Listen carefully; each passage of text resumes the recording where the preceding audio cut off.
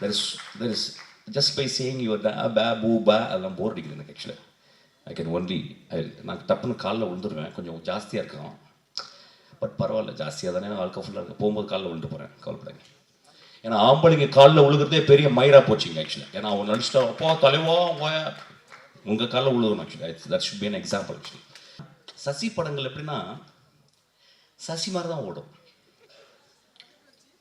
ஒரு 50 நாள் 60 நாள் நல்ல படம் மெதுவாக தான் பார்ப்பாங்க, அப்படிலாம் போய் பார்க்க மாட்டாங்க. அப்படி மெதுவாக டிக்கிள்னும் அந்த அப்படி மாதிரி தண்ணி அது மாதிரி.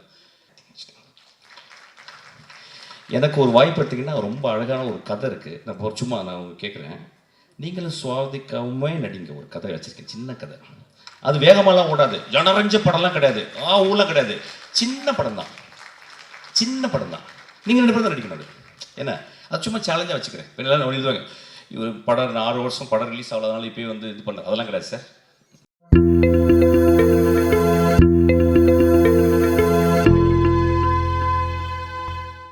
நான் வாழ்க்கையில் பார்த்த 100 சாமிகளில் ஒரு சாமி சசி.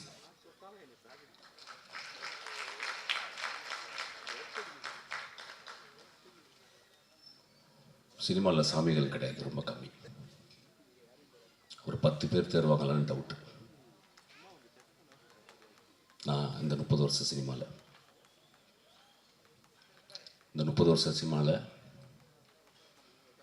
நான் ஒரு மாதத்துக்கு ஒரு தடவை எனக்கு ஃபோன் பண்ணுறேன், என்னை பார்க்குற, என்னை நேசிக்கிற, என்னை கட்டி தழுவுகிற, நான் இல்லாத இடத்தில் என்னை பற்றி அன்பாக பேசுகிற, உயர்வாக பேசுகிற ஒரே சாமி என் சசி சாமி.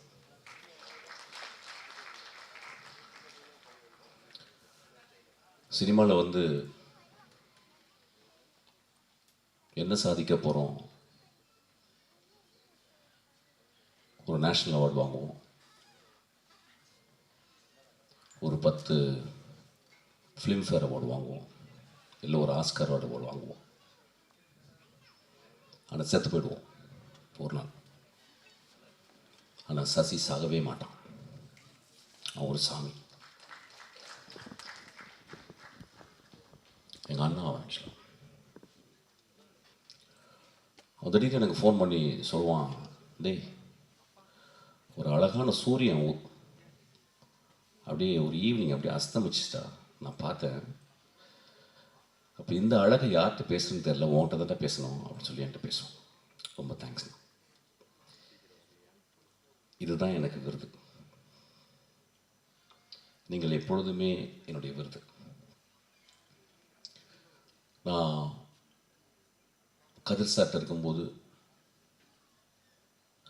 அப்போ யார்ட்டையுமே நான் பழகலை, ரொம்ப கட்டுக்கோப்போடு இருப்பேன். அந்த கதிர் சாரோடு இருந்த எவ்வளவோ டைரக்டர்ஸில் நான் ரொம்ப நம்புகிற, நேசிக்கிற ஒரு அருமையான சாமி எங்கள் சசி சார். நான் கதிர் சாரை விட்டு வெளியே வந்த மாதிரி சண்டை போட்டு தான் வெளியே வந்தேன், சும்மாலாம் வரமாட்டேன். சண்டை போட்டு வெளியே வரும்போது யார்கிட்ட போய் சேரலான்னும் போது சசி சார்ட்ட தான் ஞாபகம் வந்துச்சு. நான் நேராக போய் கதவை தட்டினேன், அவர் வீட்டு கதவை. அவர் உடனே திறந்து, என்னப்பா அப்படின்னு. இல்லை சார், நான் உங்கள்ட்ட அசிஸ்டண்ட்டை சேர வந்திருக்கேன். அப்புறம் ஒரு 10 நிமிஷம் 15 நிமிஷம் பேசினார். அதுக்கப்புறம் இல்லைப்பா என்னால் இப்போ சேர்த்துக்க முடியாது. சரி சார், திரும்பி போய் லேண்ட்மார்க்கில் போய் ஜாயின் பண்ணிட்டேன். அதுக்கப்புறம் தான் வின்சென்ட் செல்வன் என்னை கூப்பிட்டு போனார். எப்பொழுதுமே மனிதர்களை உற்று பார்த்து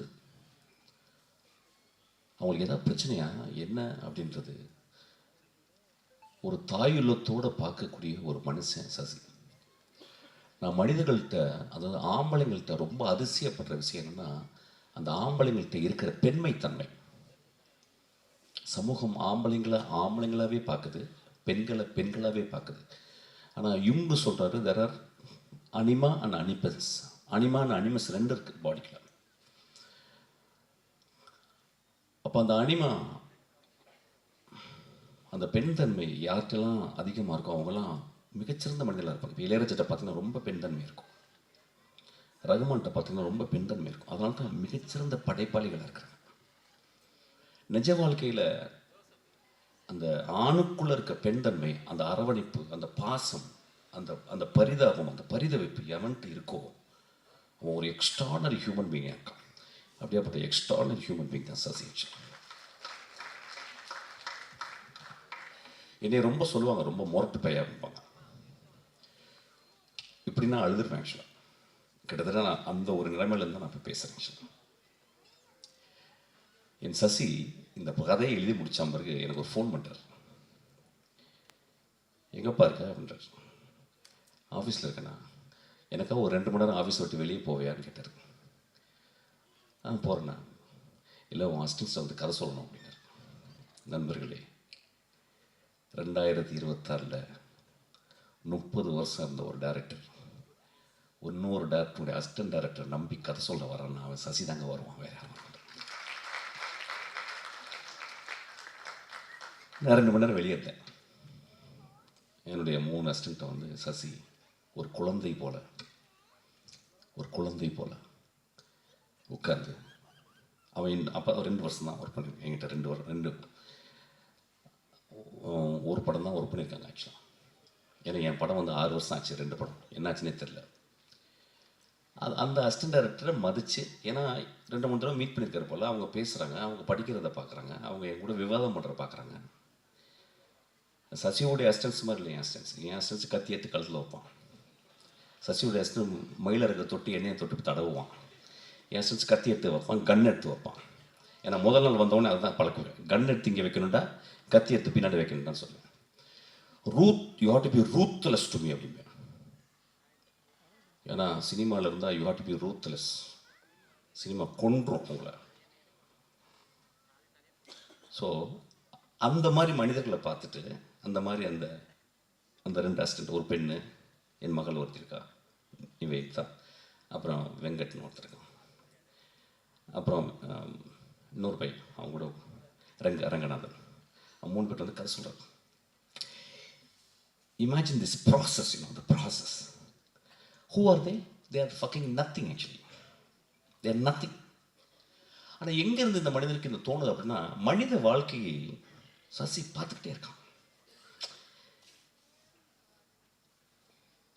அந்த இலகிய மனத்தில் அந்த பெண் தன்மை அதிகமாக குடிகொண்ட அந்த மனிதன் அப்படி யோசிக்கிறான், சார் இந்த பசங்கள்ட்ட சொல்லலாம்ல, இந்த பசங்க என்கிட்ட எப்படி நடந்துக்கிட்டாங்க, மிஷ்கின் அவங்களை எப்படி வளர்க்குறான்ல அப்படின்னு போய் சொல்கிறான். பெரிய விவாதம் நடக்குது, பெரும் விவாதம். சொல்கிறாரு. அப்புறம் நான் உள்ளே வந்தோன்னே அப்போ என்கிட்ட ஒரு 2 நிமிஷம் 10 நிமிஷம் கதை சொன்னார் நினைக்கிறேன். சசி போன பிறகு நாங்கள் 10 நாள் அந்த கதையை பற்றி பேசினோம். நேற்று அந்த படத்தை பார்த்துட்டு நான் ஒரு 3 மணி நேரம் என் அசிஸ்டன்ஸோட பேசினேன். இது இந்த பாயிண்ட் ஆஃப் வியூலேருந்து சொல்லியிருந்தா அப்படி இருக்கும், அந்த பாயிண்ட் ஆஃப் வியூலேருந்து சொல்லியிருக்கோம். அந்த வாத்தியாரை நடித்த ஒரு கடைசி வரைக்கும் இருந்தது அப்படி இருந்திருக்கும். விஜய் ஆண்டனி வந்து முதல் சீன்லேருந்தே ஒரு வீட்டில் தனித்தனியாக அந்த அம்மாவை பார்த்துக்கிறக்க ஒரு கேரக்டராக மட்டுமே சும்மா ஷார்ட் காட்டிகிட்டே போய் தான் எப்படி இருந்திருக்கும் அப்படின்னு நாங்கள் விவாதித்தோம். நிறைய படம் பார்க்கறதில்ல, ஏன்னா படம் பார்த்தா ஜுரம் வந்துடும்.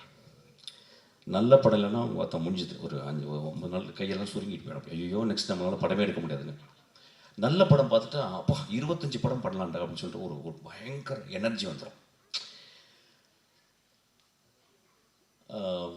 சசியார் படங்கள் நிறைய நான் சொல்லாமலே மட்டும்தான் பார்த்தேன்னு நினைக்கிறேன் ஆக்சுவலாக.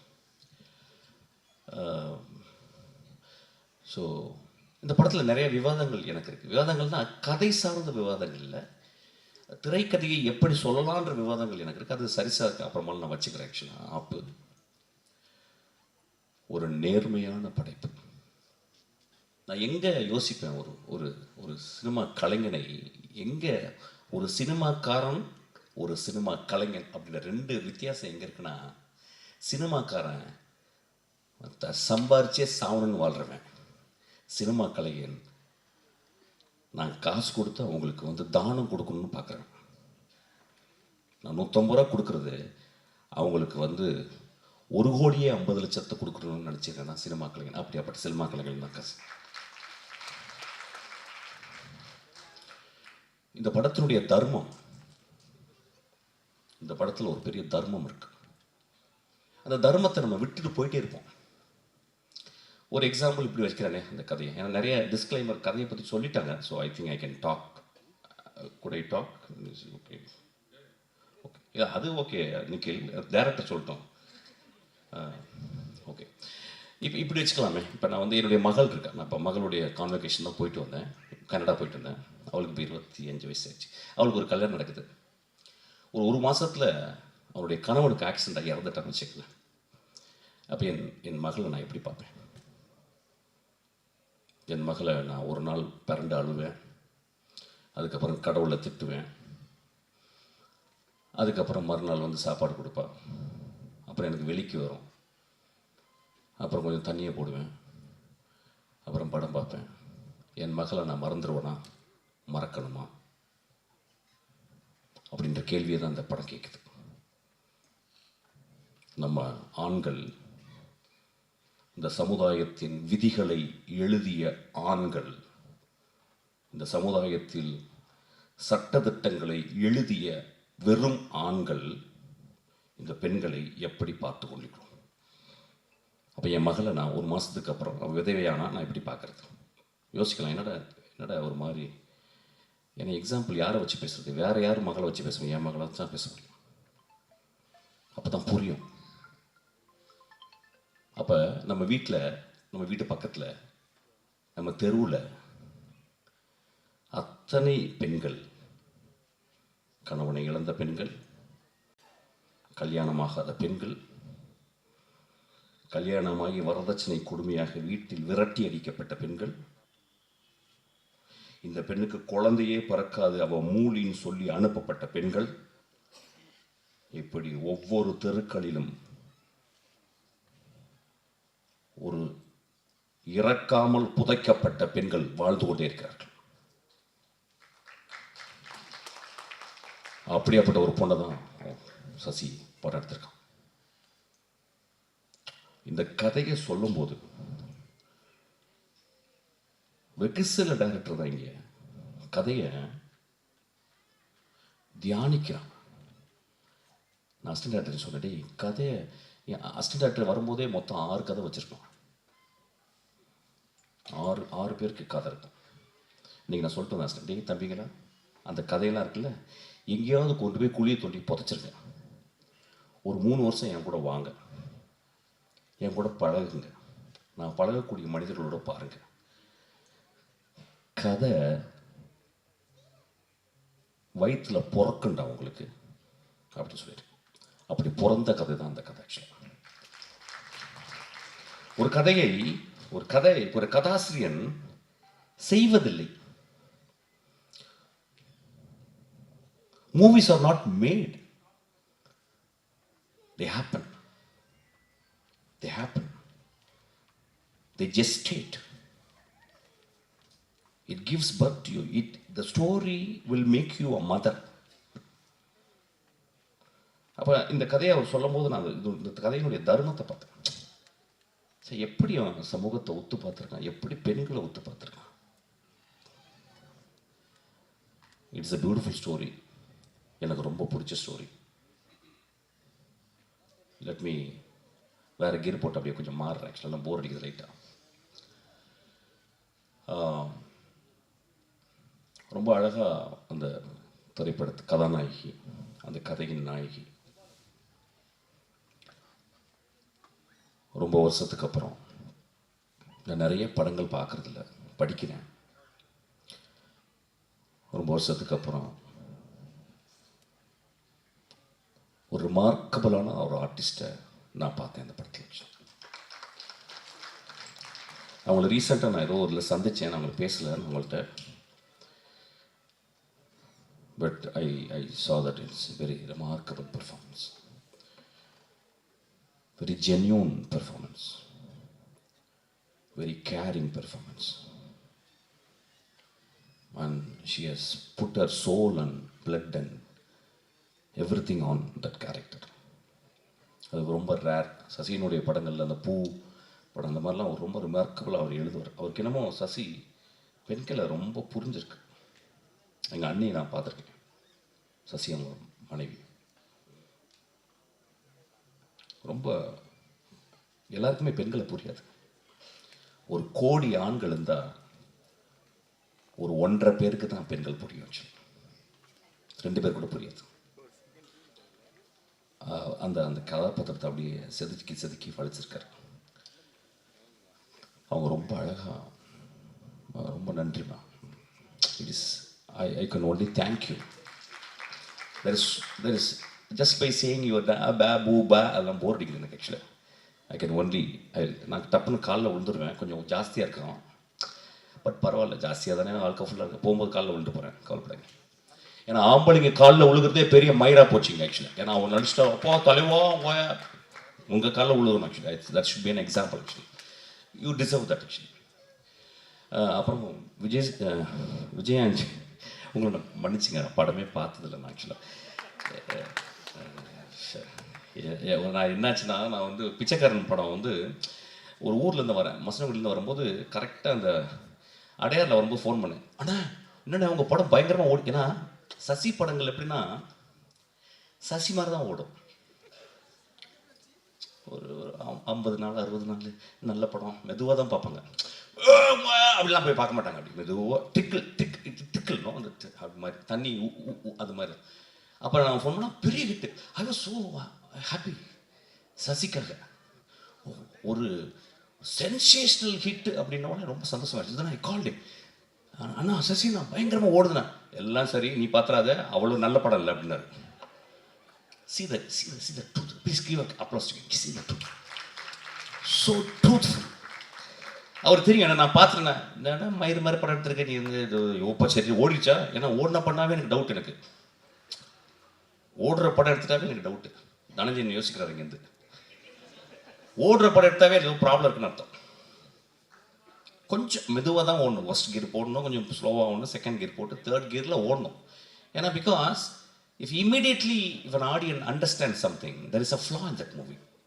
Because it's not making them to think, making them to reflect.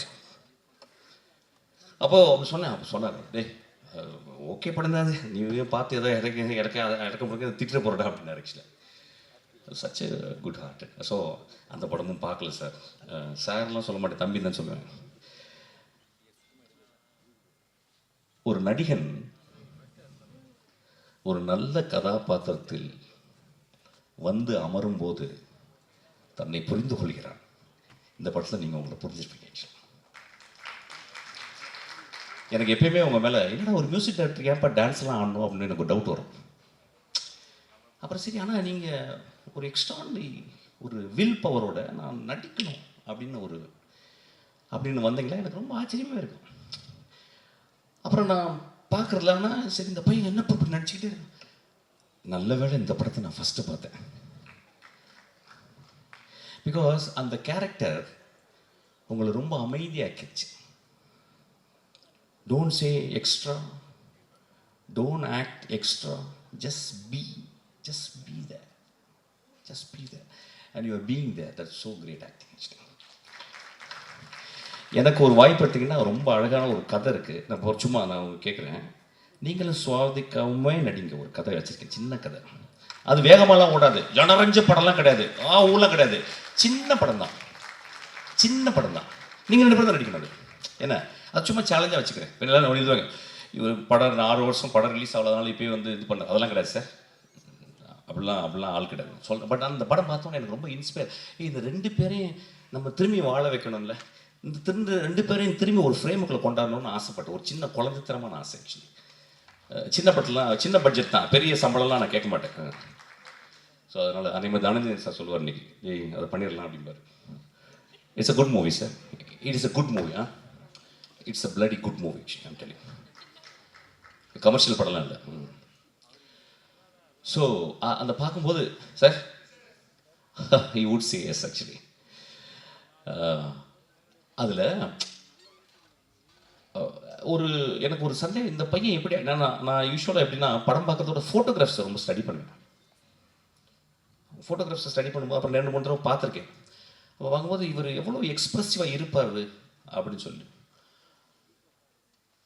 I think this man's biggest strength is not to express actually.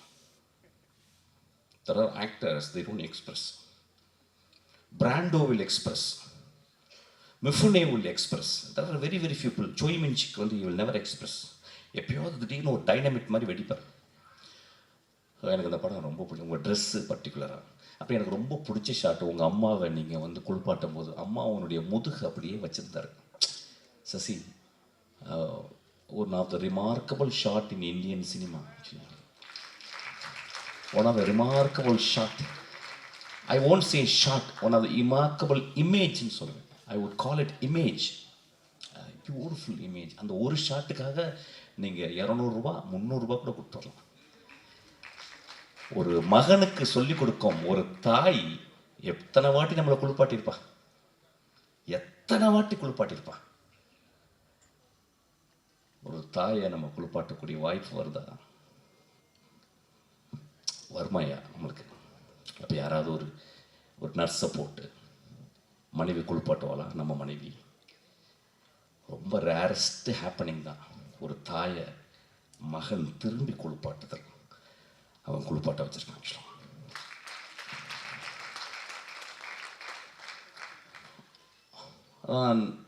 நான் சினிமாவில் மொத்தம் 5 ஷாட்டு தான் பார்ப்பேன்.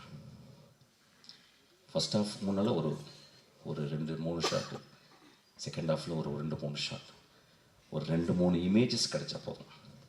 என் லைஃப் அப்படி அந்த படம் பார்த்தா போதும்.